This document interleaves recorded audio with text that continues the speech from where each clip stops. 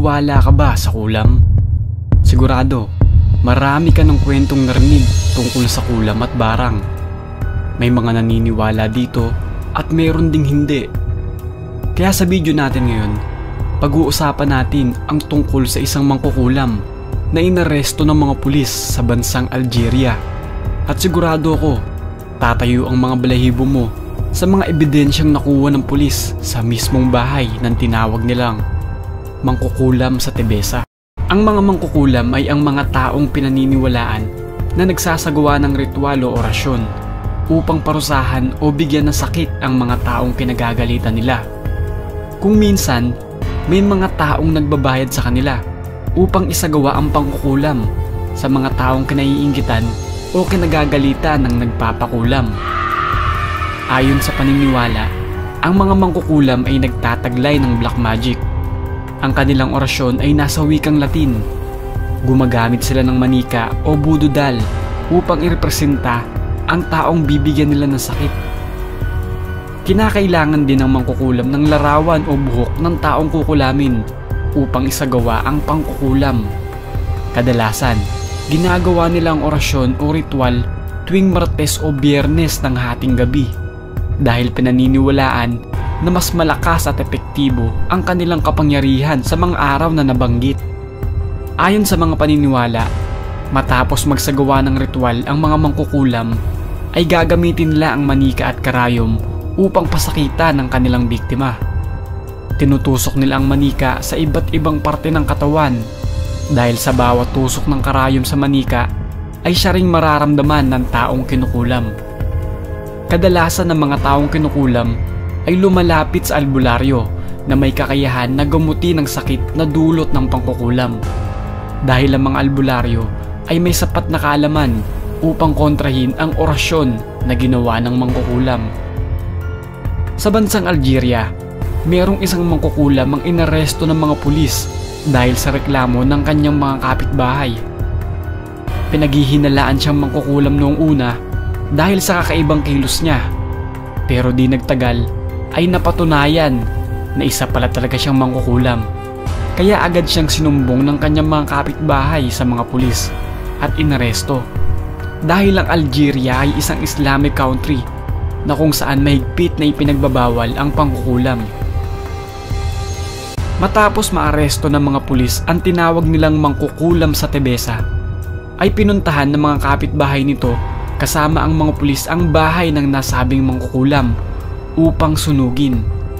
Pero pagpasok nila sa loob ng bahay ng mangkukulam ay laking gulat nila sa kanilang mga nakita. Naroon ang mga gamit sa pangkukulam at ang mga nakakakilabot na bagay na talagang tumayo rin ang balahibo ko noong aking nakita. Narito ang ilang larawan at video sa mismong bahay ng mangkukulam. Medyo masailan ang ilang larawan, kaya kung hindi ka sanay makakita ng ganito ay maaari ka nang huminto sa puntong ito.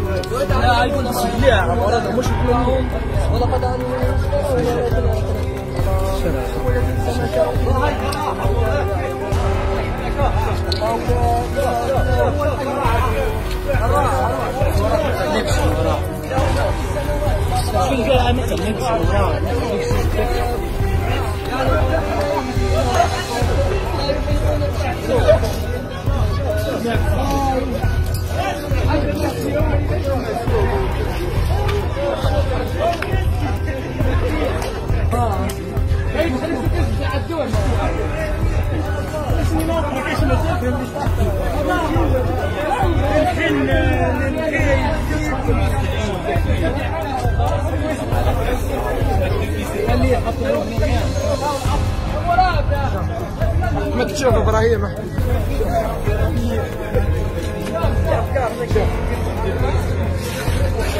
شوف شوف شوف شوف شوف شوف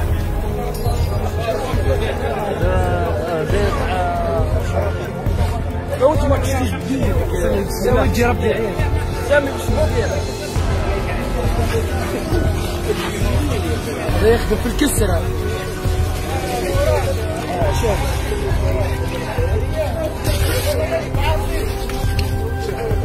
أربعة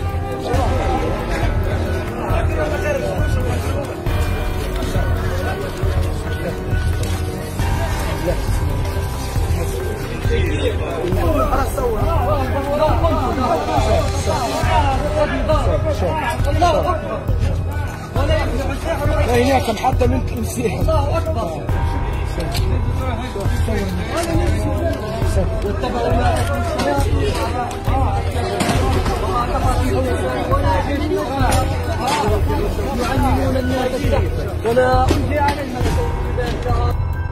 Ang mga mangkukulam ay sadyang may nakakatakot at nakakakilabot na kakayahan. Pero lagi nating tatandaan na walang hihigit sa kapangyarihan ng Diyos na lumikha sa sanlibutan.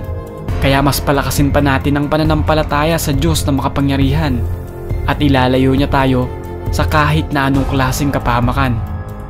Maraming salamat sa pakikinig.